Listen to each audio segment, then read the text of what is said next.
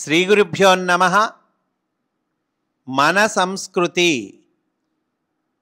పాశ్చాత్య దేశములలోని సాధకులు కొందరు భారతీయ సంస్కృతిని గురించి అడిగిన ప్రశ్నలకు మాస్టర్ ఈకే గారు అందించిన సమాధానములు ఈ గ్రంథములో పొందుపరచటము జరిగినది.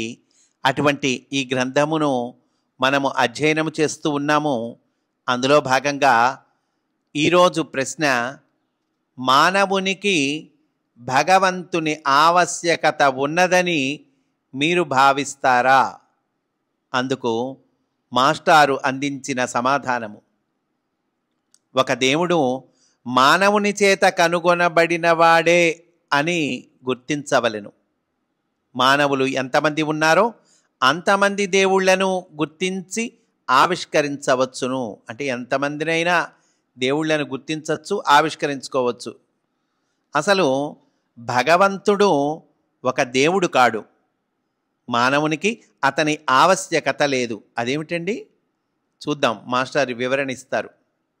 నీవు ఏ చోటులోనైతే నివసిస్తున్నావో ఆ చోటుతో కలిసి నీవు ఉండుట ఆవశ్యకమా? ఎప్పుడెప్పుడు నీవు ఆ చోటును భావన చేస్తావో అప్పుడు అది నీకుంటుంది. అంటే భావన చేసినప్పుడు ఉంటుంది, ఇతర సమయాల్లో అది ఉన్నట్లే నీకు తెలియదు. అదేవిధంగా నీ చుట్టుప్రక్కల ఉన్న ప్రతి వస్తువు దానిని గురించి నీవు భావన చేస్తున్నంతసేపు నీకు వర్తిస్తుంది. నీవు పుట్టకముందు, నీవు చనిపోయిన తర్వాత నీ భావనలో ఏదీ ఉండదు కదా. దేవునితో సహా ఏ వస్తువు యొక్క ఆవశ్యకత అయినా జనన మరణాల మధ్య ఉన్న భావనయే కానీ అంతకు మించి ఏమీయూ లేదు. నీకంటే అతీతమైనది, నీవు లేనప్పుడు కూడా వర్తించేది అయిన ఒకానొక తత్వమునందు జీవించి చివరికి చనిపోవటానికే నీవు పుట్టావని నీవు అంగీకరించవలసినదే. అంటే ఇక్కడ ఏమంటున్నారండి? నీకంటే అతీతమైనది, నీవు లేనప్పుడు కూడా వర్తించేది, అంటే ఈ శరీరం లేనప్పుడు కూడా వర్తించేది. అలాంటి ఒకానొక తత్వమునందు మనం జీవించాలి, చివరికి చనిపోవాలి. అందుకోసమే మనం పుట్టామని అంగీకరింపవలసినదే అంటున్నారు.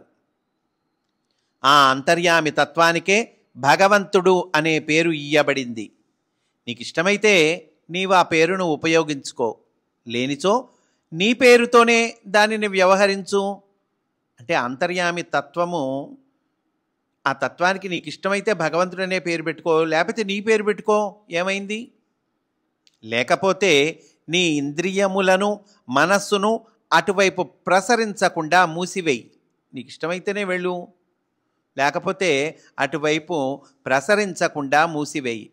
ఆ తత్వము యొక్క ఉనికిని అంగీకరించిన వారు దానితో శృతి కలిపి జీవిస్తారు. తమ జీవితమునందలి ప్రతి అంశమును ఆ తత్వమును ఆధారముగా చేసుకొని తమ చుట్టూ వర్తించు ప్రతి అంశముతో సామ్యమును సాధిస్తున్నారు.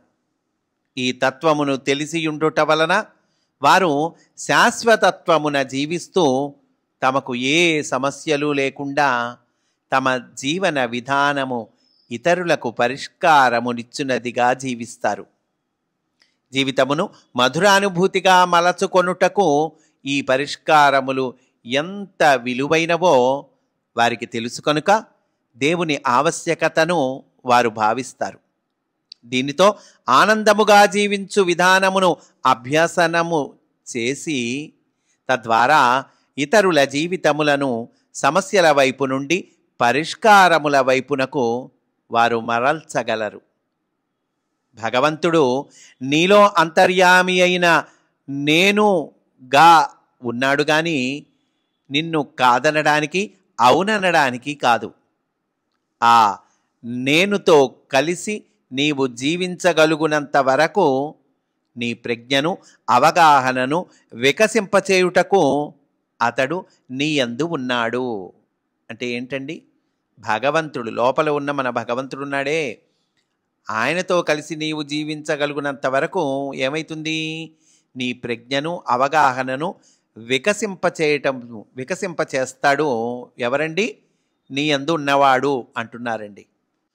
స్వస్తి వాసుదేవా.